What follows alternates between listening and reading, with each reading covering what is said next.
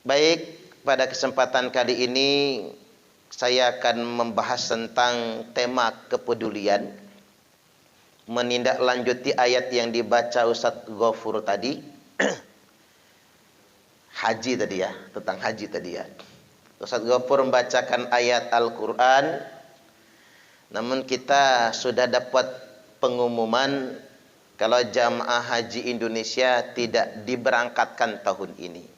Karena memang sampai detik ini belum ada konfirmasi dari kerajaan Saudi.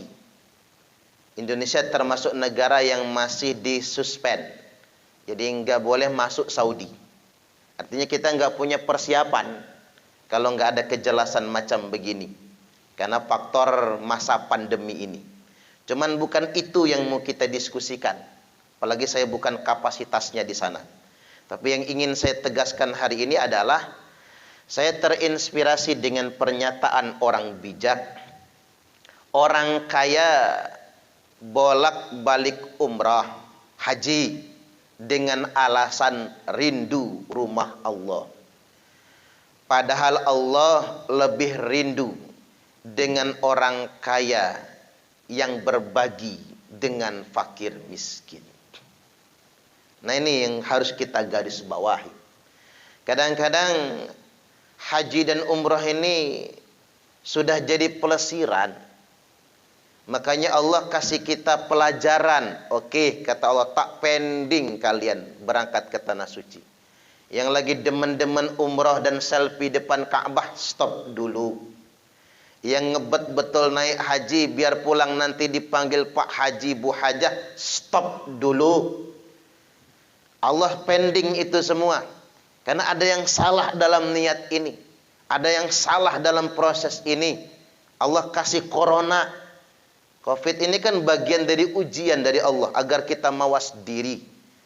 Agar naik hajinya nggak sebatas cuman selfie. Agar umrahnya tak terbatas cuman pelesiran. Karena ada keterangan dari ulama begini Bapak Ibu. Al-hajju qalil. Warakibu kathir. Yang benar-benar haji itu sedikit sekali.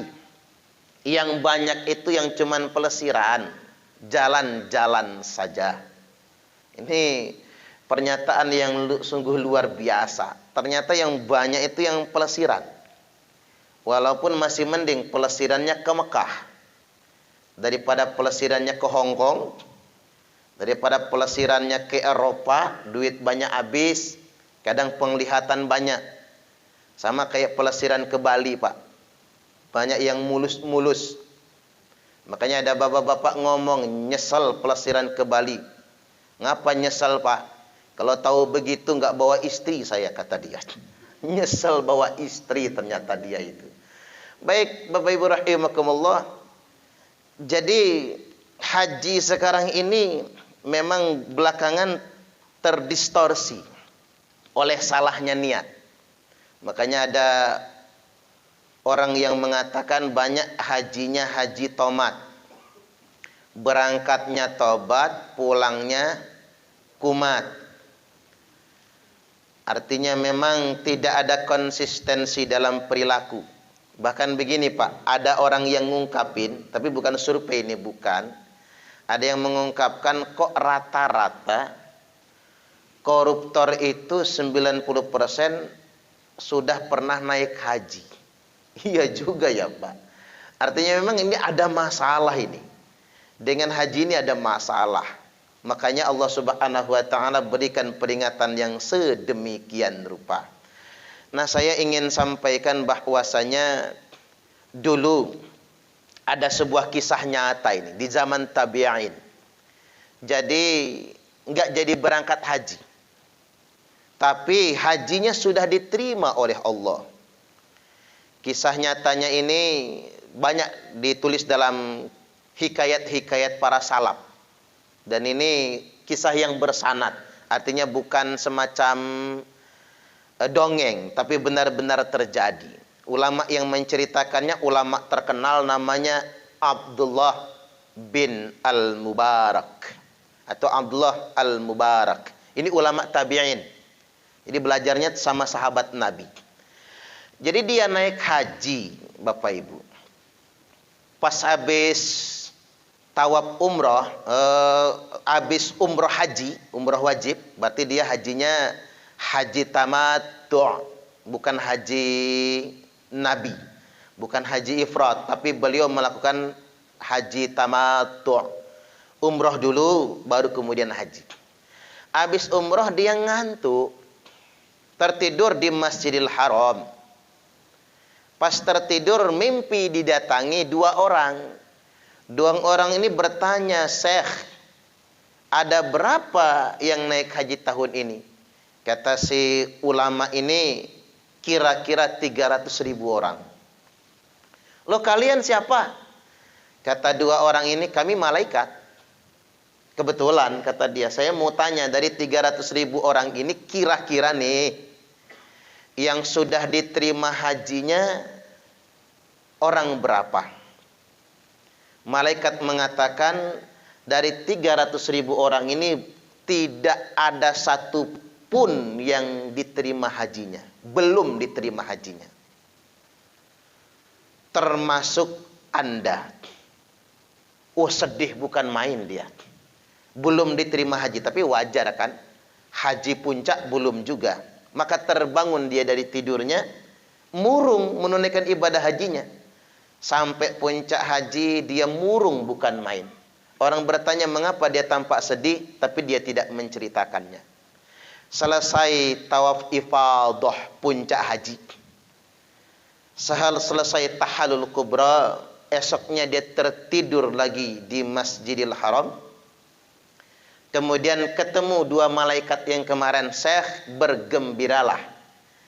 Karena 300.000 orang yang naik haji tahun ini sudah diterima semuanya. Tapi bukan karena amal mereka, justru karena satu orang yang tidak jadi berangkat haji. Satu orang. Haji orang itu diterima, dia nggak jadi berangkat. Dan 300.000 orang termasuk Anda semua diterima." Ini bahasanya apa? Wasilah namanya, Pak. Wasilah satu orang, amal yang 300 keterima semua. Emang siapa orang itu? Namanya Al-Muwaffaq. Tukang dagang sepatu di pasar Damsyik. Damsyik itu nyebutnya Damaskus. Damaskus itu ibu kota Suriah sekarang. Suriah adalah negeri yang paling menderita. Karena Nabi mengatakan, umatku yang paling menderita adalah negeri Syam. Menunjuk ke arah Irak dan Suriah. Sejak zaman dulu sampai zaman sekarang selalu terlibat perang saudara. Zaman sahabat perang Jamal, perang Siffin Irak Suriah. Sekarang perang ISIS, Irak dan Suriah, negeri yang paling diuji. Bukan perang sama orang lain, tapi perang saudara. Perang Jamal itu kan, Pak, 18.000 sahabat meninggal. Bukan perang sama Quraisy, sama-sama sahabat. Perang Siffin itu kan 80.000 yang meninggal dunia. Bukan perang sama Quraisy, tapi sesama. Makanya ambil pelajaran buat kita. Perbedaan politik jangan terlalu dipertajam. Itu biasa duniawi. Kalau terlalu dipertajam, bunuh-bunuhan. Setidak-tidaknya musuh-musuhan kita nantinya. Balik lagi di Damsyik. Namanya Al-Muwaffaq. Pulang haji selesai, Syekh Abdullah bin Al-Mubarak ngajak rombongannya, kita nggak langsung pulang ke negara kita. Kita mampir ke Damsyik. Perjalanan zaman dahulu kan. Zaman kakek kita saja, Pak, masih abad kita inilah.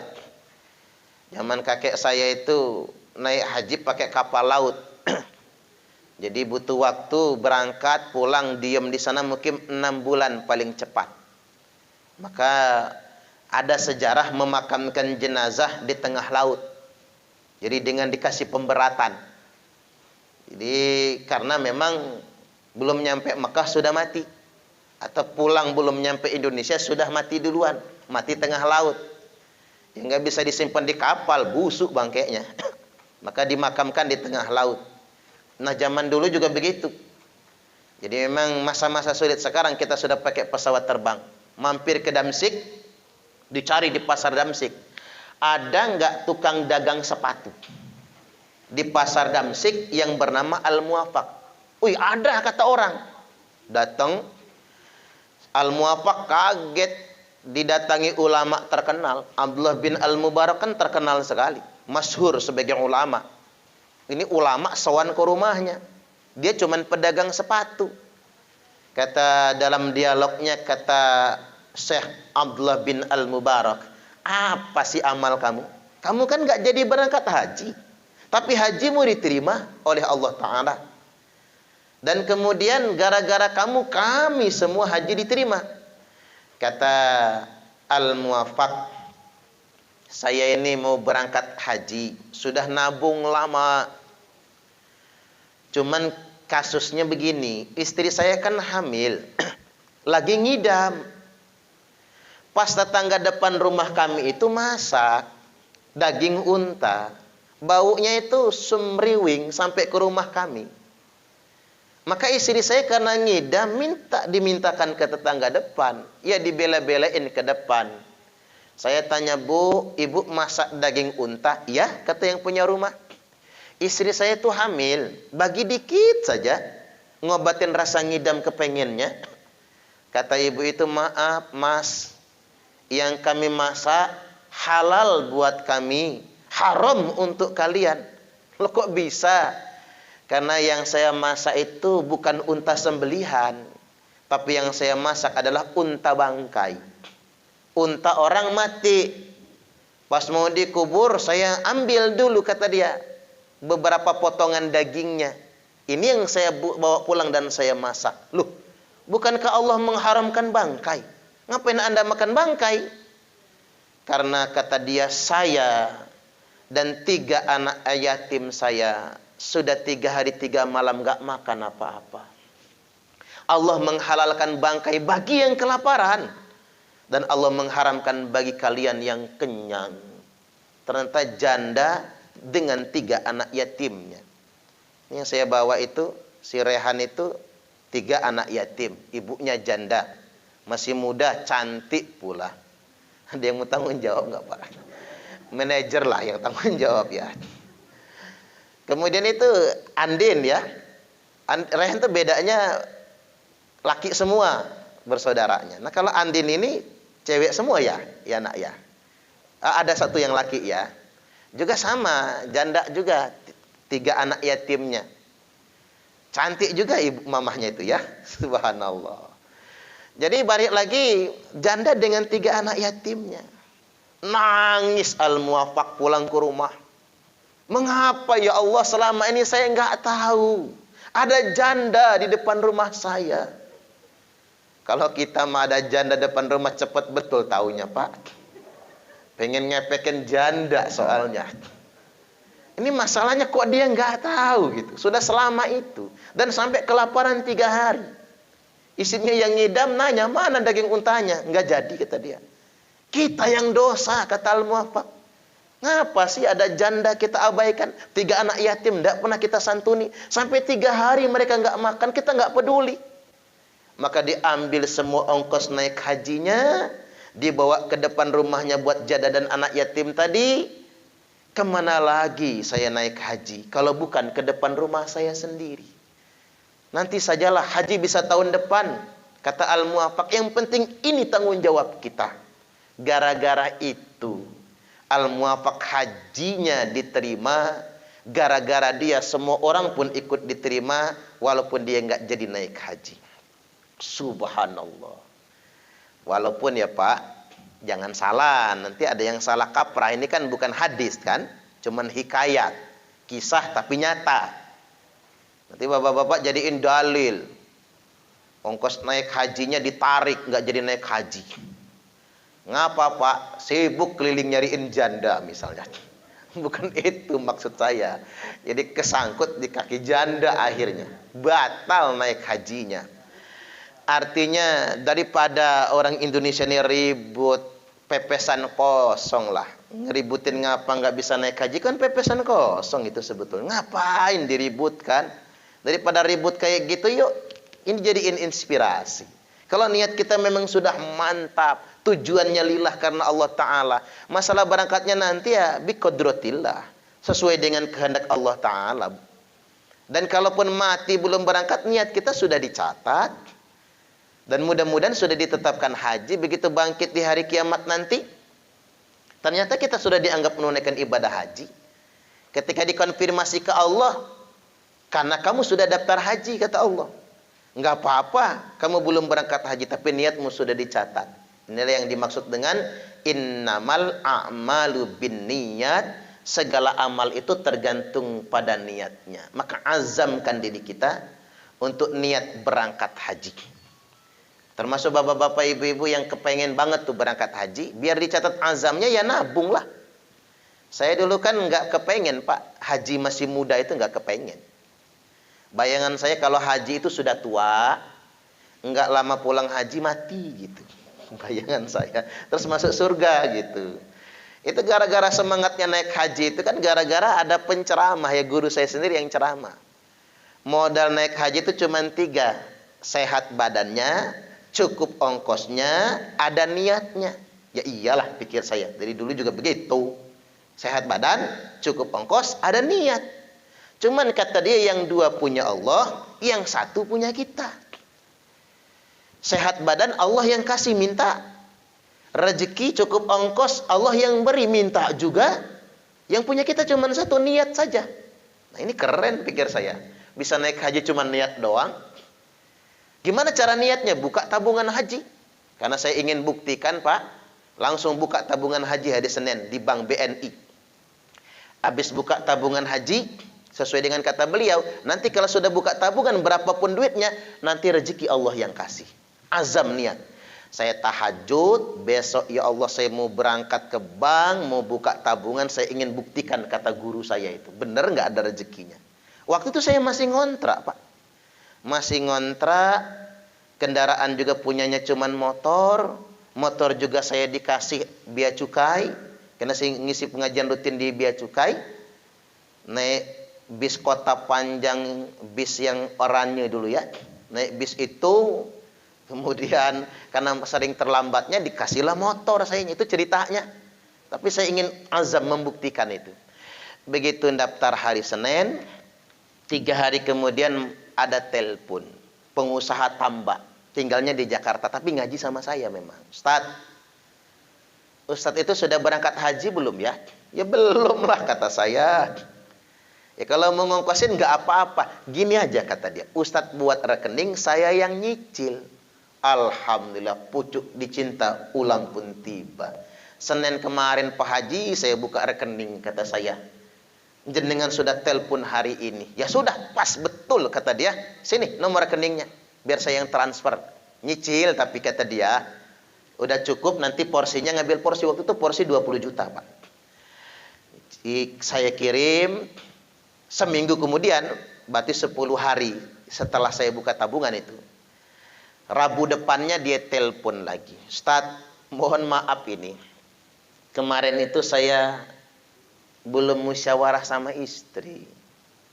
Setelah musyawarah, istri nggak setuju, kata dia. Waduh, kata saya sudah gembar-gembor sama jamaah pengajian.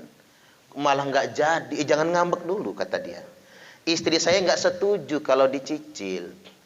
Kata istri saya, kasihan lah Pak, lunasin aja sekalian. Subhanallah. Begitu saya lihat di rekening Pak, cek tabungan 35 juta. Langsung ngurus porsi haji. Subhanallah. Artinya memang betul janji Allah itu. Yang penting kita ini buka tabungan. Udah cukup porsi, dapat porsi. Masalah berangkatnya kapan nanti Pak? Nanti Allah yang tekankan. Allah yang izinkan, Allah yang kabulkan. Gak usah protes, gak bisa berangkat juga, gak jadi masalah. Ini saya ceritakan Bapak Ibu sama jamaah saya. Ya enak Ustadz, kata dia. Soalnya Ustadz, rezekinya ada aja. Nah kami orang biasa. Kata saya, rezeki itu tidak pandang bulu. Betul gak Bapak Ibu? Kalau rezeki itu pandang bulu, monyet sugih semua Pak. Karena monyet lah yang banyak bulunya soalnya. Siapapun berhak untuk mendapatkan rezeki. Jadi silahkan nabung saja. Nah ini masalahnya kata dia. Saya ini boro-boro nabung, makan aja susah kata dia. Bisa nggak Ustadz yang minjemin duit? No dong Pak. Minjemin duit buat buka tabungan. Nah kalau itu nggak bisa kata saya. Kalau buat itu nggak bisa. Bapak niat saja. Jadi ceritanya itu begini Pak. Besok paginya dia telepon saya. Ustadz tadi malam lewat depan rumah Haji Ismawadi nggak? Nggak lewat kata saya. Emang ada apa? Nggak ada nggak sesuatu yang jatuh. Ada kata saya. Apa Ustadz? Duit. Oh berarti duit yang jatuh yang saya temukan depan rumah Haji Ismawadi. Itu duitnya Ustadz. Karena Ustadz di depan pakai motor, saya di belakang kata dia. Saya sudah nebak karena duitnya dalam amplop. Enggak kata saya. Bapak buka amplopnya. Ya kebuka lah orang nggak dilem kata dia. Istrinya berapa kata saya. 1 juta. Subhanallah gede juga pikir saya. Mohon maaf Pak kata saya duit saya yang jatuh bukan 1 juta. Tapi 50.000. Itu duit buat ngisi bensin gak jadi. Gara-gara duitnya jatuh. Pikir saya duit Ustadz karena dalam amplop. Amplop saya nggak jatuh soalnya kata saya. Aman. Duit itu saja yang jatuh. Terus gimana duitnya?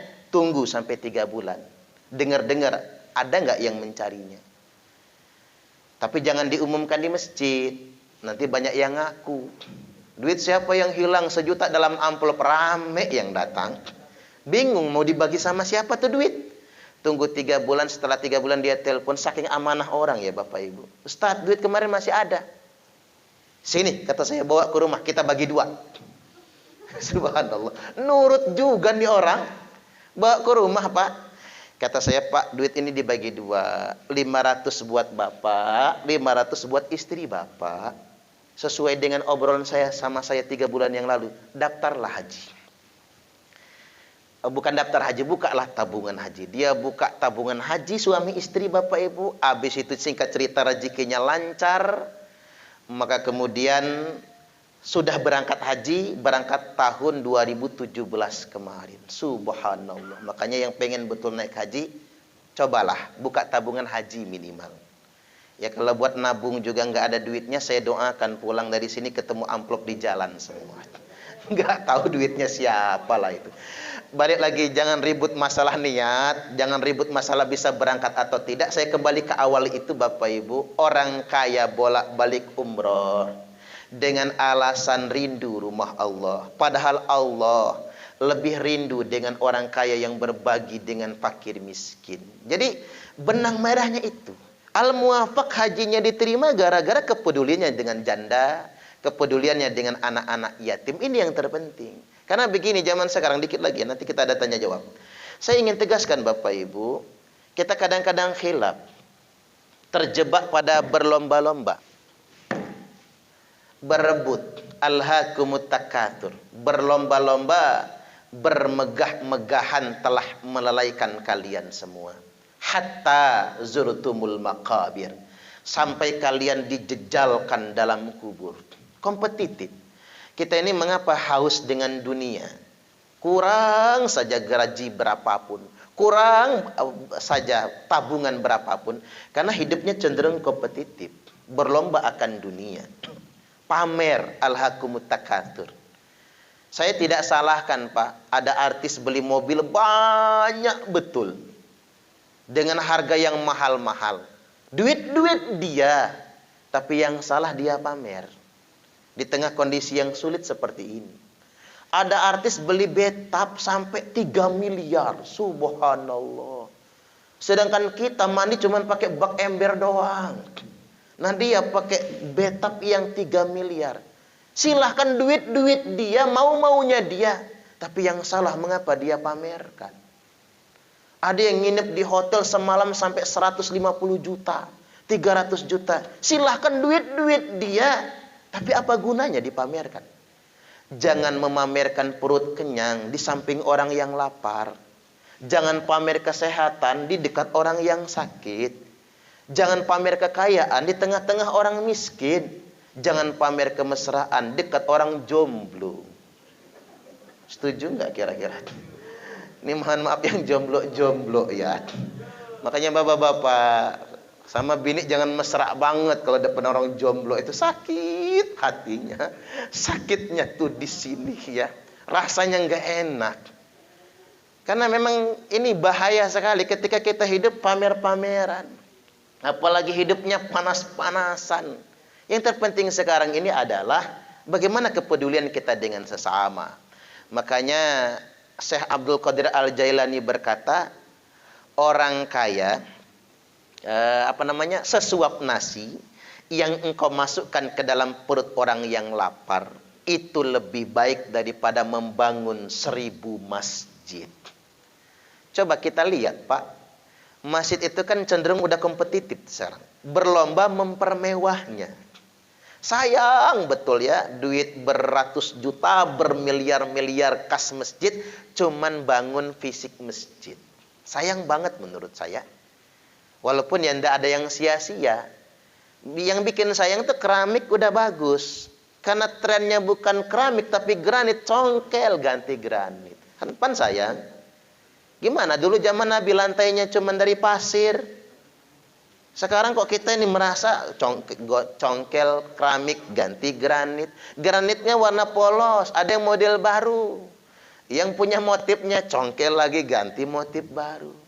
Dindingnya sudah di wallpaper bagus. Pengen di granit yang bagus. Bongkar pasang, bongkar pasang, bongkar pasang. Sedangkan guru ngaji aja kembang kempis itu.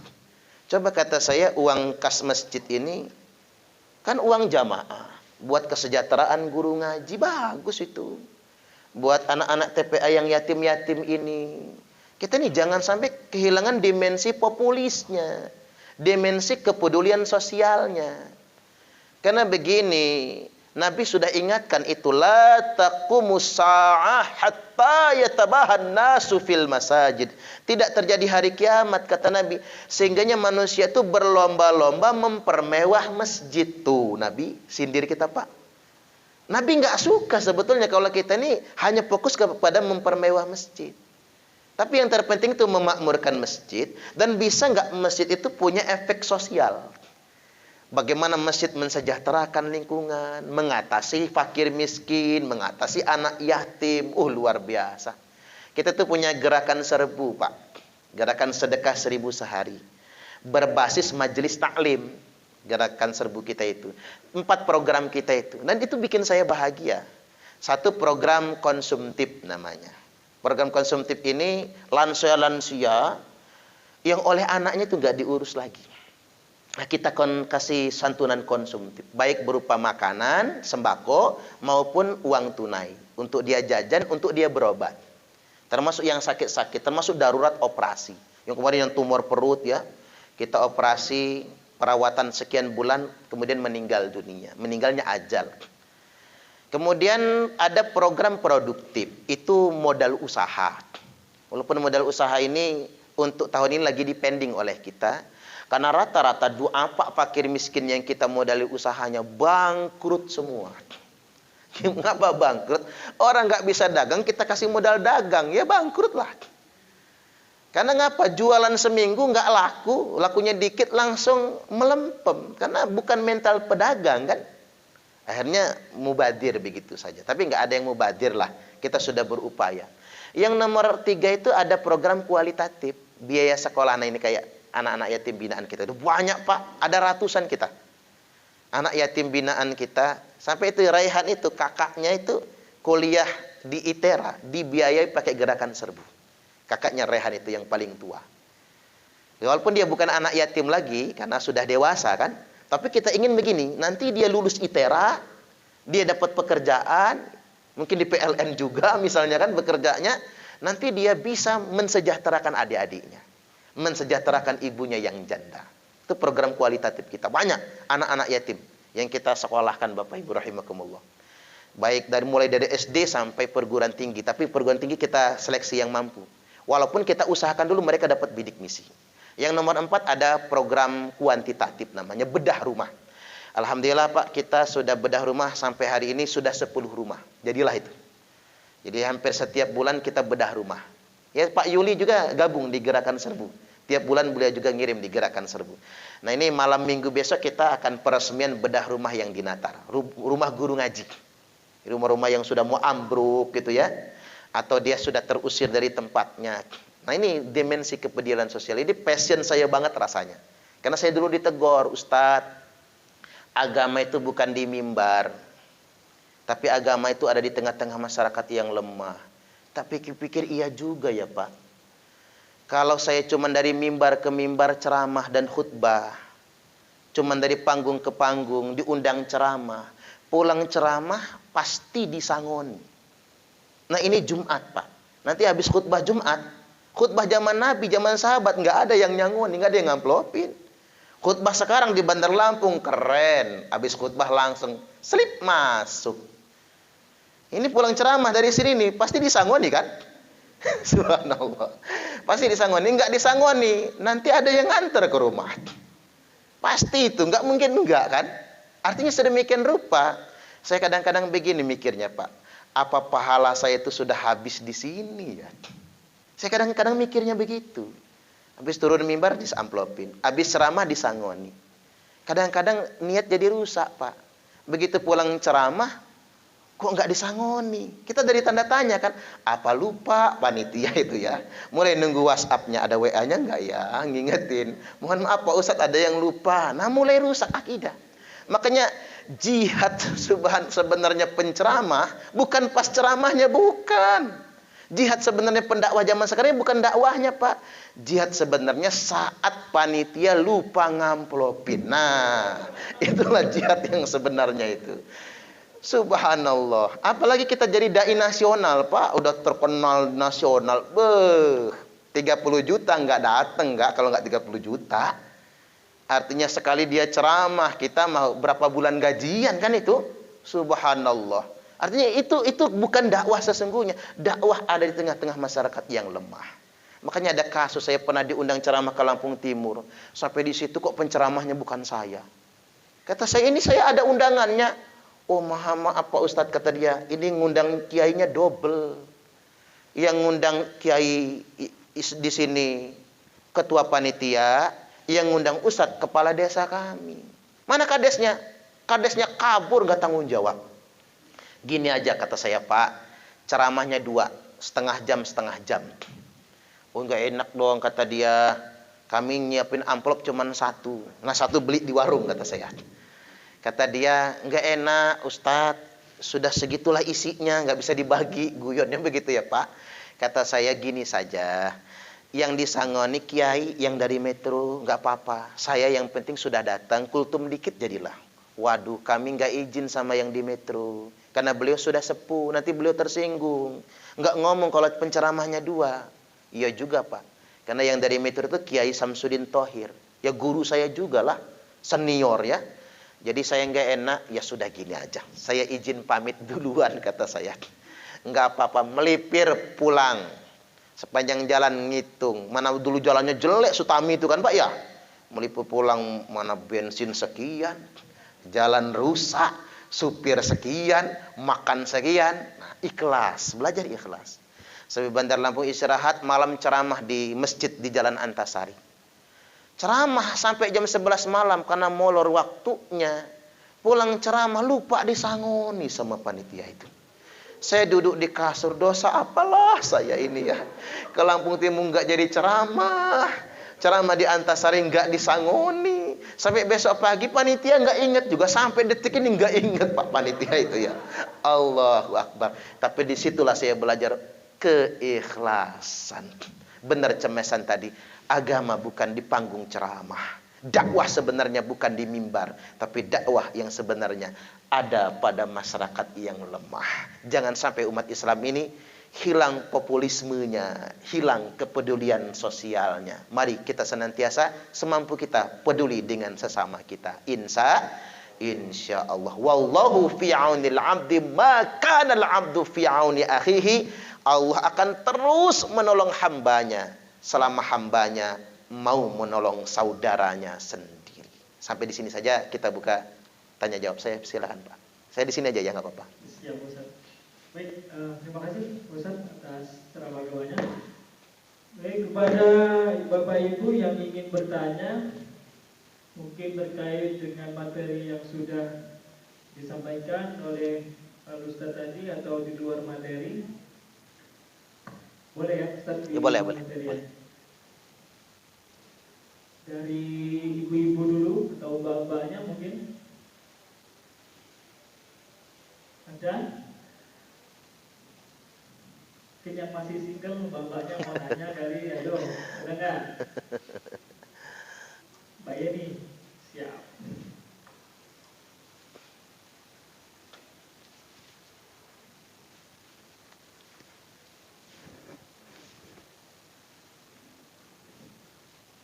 Assalamualaikum warahmatullahi wabarakatuh. Waalaikumsalam warahmatullahi wabarakatuh. Saya ingin bertanya Pak Ustadz, bagaimana hukum dan syarat daripada haji untuk orang tua kita yang sudah meninggal? Karena semasa hidupnya dia sudah mendaftar haji dan bernazar untuk melakukan haji. Demikian Pak Ustadz, terima kasih. Iya. Ulama menetapkan haji adalah salah satu ibadah yang sampai kepada ahli kubur walaupun dikerjakan oleh orang yang masih hidup. Jadi min amali ghairihi, yang sampai kepada mayit diamalkan oleh orang lain, salah satunya adalah ibadah haji. Kan ada 6 perkara yang nyampe buat mayit itu. 1, doa dan istighfar orang lain. Kalau anaknya jelas kan, doa dan istighfar orang lain. Yang kedua sedekah, itu nyampe pahalanya buat orang mati. Kemudian yang ketiga puasa, yang diniatkan pahalanya buat orang mati atau mengkodokkan puasa orang mati.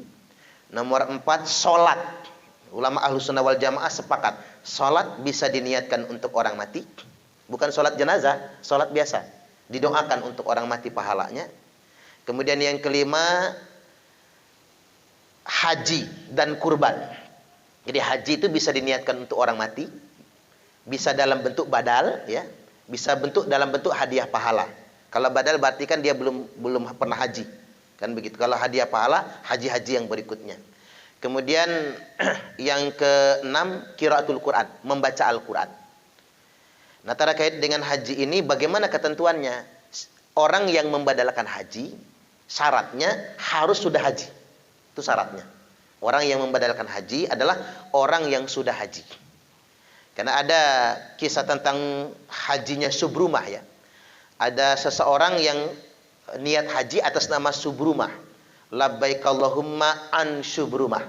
Jadi dia haji ini niatnya bukan atas dirinya, tapi atas nama Subrumah. Nabi bertanya, siapa Subrumah itu? Akhul li au qaribul li, saudaraku atau kerabatku. Jadi kerabatnya Subrumah ini, Pak. Jadi yang menghajikan ini bukan anaknya Subrumah, orang lain, tapi masih kerabat. Kata Nabi, kamu sudah haji belum? Lah, belum ya Rasul. Gini kata Nabi, hujja'an nafsik, thumma hujja'an Subrumah. Haji dulu untuk dirimu, baru kamu haji atas Subrumah. Disitulah muncul syarat. Orang yang membadalkan haji adalah orang yang sudah pernah haji. Bisa menjadi badal penuh. Badal penuh itu begini, Mbak. Misalnya, Mbak minta tolong ke saya, Ustadz, orang tua saya sudah nadar haji. Berarti wajib tuh, Pak. Karena sudah nadar haji, sudah daftar haji, sudah nadar juga, ya, ingin berangkat haji, nadarnya ada gantungannya kalau nadar. Ya Allah, kalau anak saya dapat jodoh, udah dapat jodoh belum ya? Oh sudah ya. Kalau anak saya dapat jodoh, maka saya nadar mau naik haji misalnya.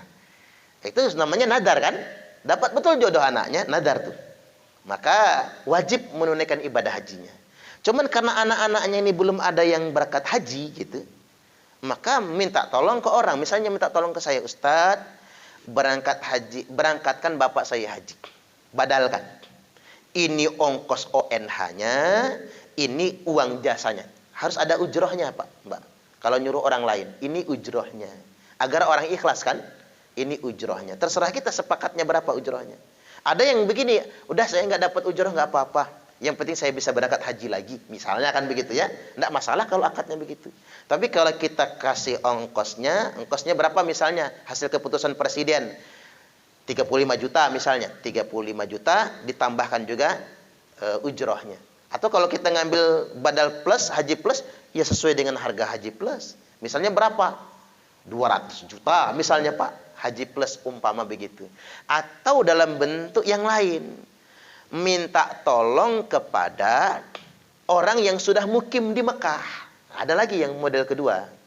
Itu lebih murah kan Pak? Karena yang kita tidak badal penuh, artinya yang dibadal cuman hajinya saja. Jadi tidak sampai 40 hari kan di sana. Jadi orang yang mukim di sana. Walaupun badal itu satu orang hanya bisa membadalkan satu orang.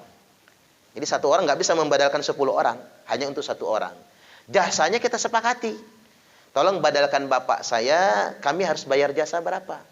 Ya sudah, saya kasih jatah 6 juta kata dia. Karena dihargakannya sehari 1 juta misalnya. Dia mengambil haji, dari mulai ngambil haji, wukuf di Arafah, kemudian mabit di Mina, sampai tawaf ifadah, ya sampai tahalul kubra, dia hitung sejuta sehari. 6 hari misalnya 6 juta. Silakan bayar 6 juta buat yang bersangkutan. Itu juga boleh. Yang demikian sah ya Pak. Baik badal penuh nyuruh orang yang di sini berangkat sampai pulang lagi. Berarti ongkosnya harus sesuai dengan ketetapan pemerintah. Atau minta tolong orang yang mukim di sana. Dan itulah rezekinya para TKI, TKW yang di Mekah itu. Mereka musim haji ini mereka pening Pak. Jarang orang badal. Walaupun bisa mereka badal selama mereka dapat izin untuk menunaikan ibadah haji. Orang Mekah saja sekarang masa pandemi ini harus dapat izin. Makanya banyak KBIH nggak berani ngambil resiko, belum berani ngambil badal karena khawatir yang ditunjuk pembadal di sana ternyata nggak dapat izin untuk haji. Itu dikhawatirkan sedemikian rupa. Jelas ya Mbak ya. Silakan kalau masih ada silakan. Ya silakan.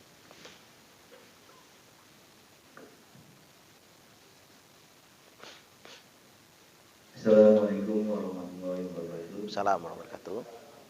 Jadi saya tertarik dengan kata Bapak tadi kalau bisa menghadiahkan pahala sholat ke yang meninggal itu. Itu caranya gimana Pak? Ya. Ya.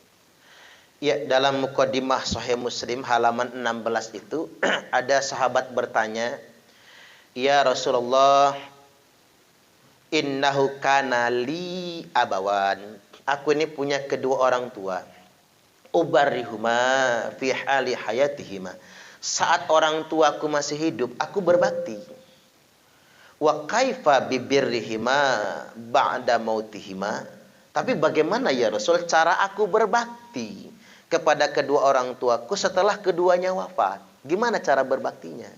Lalu Nabi menjawab.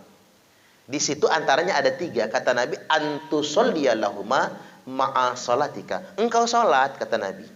Tapi untuk orang tuamu pahalanya bersama sholatmu. Wa antasuma lahuma ma'a siyamika. Lalu engkau puasa. Untuk kedua orang tuamu pahalanya. Wa antasaddaqu lahuma ma'a shadaqatika. Lalu engkau sedekah. Lalu sedekahnya untuk kedua orang tuamu pahalanya. Nah ini 3 yang disebut Nabi di hadis ini. Di muqaddimah Sahih Muslim. Sholatnya bagaimana caranya? Kita sholat dengan niat kita sendiri dulu. Sholat sunnah terutama. Sholat sunnah lalu kita doakan. Ya Allah, sholat ini tadi pahalanya saya hadiahkan. Atau saya kirimkan pahalanya untuk ayah saya, ibu saya yang sudah meninggal dunia. Didoakan.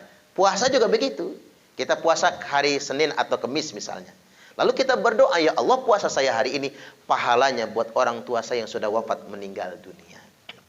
Itu kalau kita menghadiahkannya. Beda lagi kalau kita mengkodokkan. Mengkodokkan sholatnya misalnya.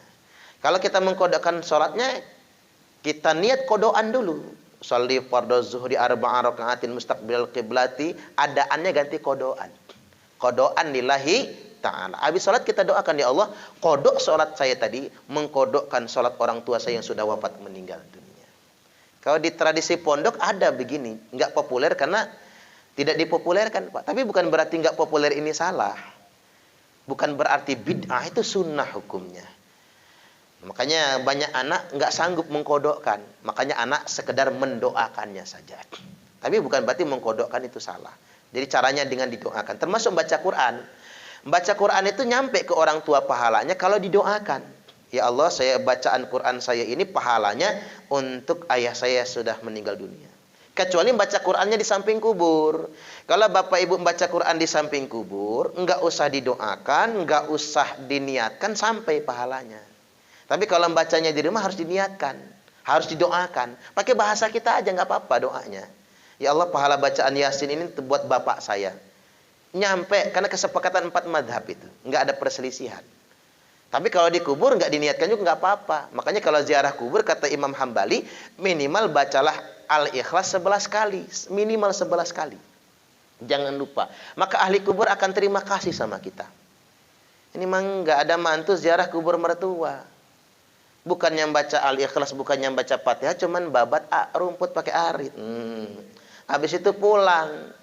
Mertua manggil dari dalam kuburan, "Woi, mantu edan. Gua nggak butuh arit lo." Dia bacakan doa, itu bacakan Quran. Itu madhab Ahlus Sunnah wal Jamaah. Yang ngomong bid'ah itu berarti dia bukan Ahlus Sunnah wal Jamaah, Pak. Ilmunya ndak bersanad. 4 madhab nggak ada satupun yang ngomong bid'ah. Yang membid'ahkan baca Quran di kubur orang zaman sekarang. Makanya harus belajar ya. Harus belajar yang benar kita, jangan salah belajar. Mohon maaf betul Pak. Ini kadang-kadang melanggar uniform. PNS itu udah banyak cingkrang setengah betis itu nah. Itu kan melanggar seragam PNS kan? Enggak. Nabi itu enggak pernah loh pakai celana cingkrang. Dia dapat dalil dari mana gitu? Mohon maaf betul enggak pernah. Saya coba bayangin, emang Nabi dulu kayak gitu tak? Enggak ada keterangan Nabi itu pakai celana cingkrang. Tapi mengapa sekarang celana cingkrang diklaim sebagai celana sunnah? Enggak pernah itu. Yang dipakai oleh Nabi itu bukan celana, Pak, gamis ya. Yang dipakai Nabi itu gamis. Jadi tahu pakaian atau izar sarung. Tapi isbal yang dilarang itu adalah isbal lil khulaya, isbal karena sombong. Saya juga heran dengan kelompok-kelompok ekstrim yang muncul zaman sekarang, dikit-dikit ngomong bid'ah gitu. Padahal dia nggak pernah mondok di pesantren. Termasuk baca Quran di kubur tadi itu. Tidak ada ulama al-sunnah yang mengatakan bid'ah. Semua sepakat tentang kesunahannya. Heran juga saya. Kadang-kadang tadi temannya diklaim ahli neraka lu ya. Ngapa? Hisbal misalnya. Allahu Akbar. Ngajinya kurang jauh. Kopinya kurang kental gitu. Itu penting. Makanya kalau belajar agama ke pondok ya. Biar ngerti banget gitu. Biar nggak mudah dikamuflase orang kan. Itu bahaya. Jidat hitam diklaim jidat sunnah. Ngitemin jidat mah gampang, sujud diurak-urak ya hitam lah. maaf kalau yang hitam. Tapi ada juga yang hitam itu karena rajin sholat, Pak, ada ya, karena rajin tahajud. Maksud saya tuh jangan bias banget sih ajaran agama. Tapi beda pendapat boleh. Saya emang nggak yakin Ustadz, sholat bisa dihadiahkan, baca Quran bisa dihadiahkan. Ya nggak apa-apa kalau nggak yakin. Yang penting jangan saling menyalahkan, urusan masing-masing. Dia kita kan begitu. Kayak hidup bertetangga. Jangan ngurusin rumah tangga orang, urusin rumah tangga kita. Makanya ada pepatah orang pasaran, laki-laki yang rajin mencium istrinya relatif lebih panjang umur dibandingkan dengan laki-laki yang mencium istri tetangganya.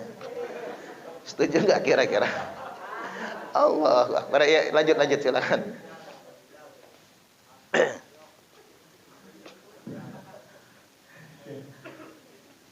Kalau tidak ada lagi, masih ada nggak yang mau bertanya? Cukup? Oke, kalau tidak ada lagi, sebelum kita tutup acara pengajian agama kita pada pagi hari ini, mohon Bapak Ustadz untuk dapat memimpin doa penutup. Ya dzal jalali wal ikram, a'udzu billahi minasyaitonir rajim. Bismillahirrahmanirrahim. Alhamdulillah.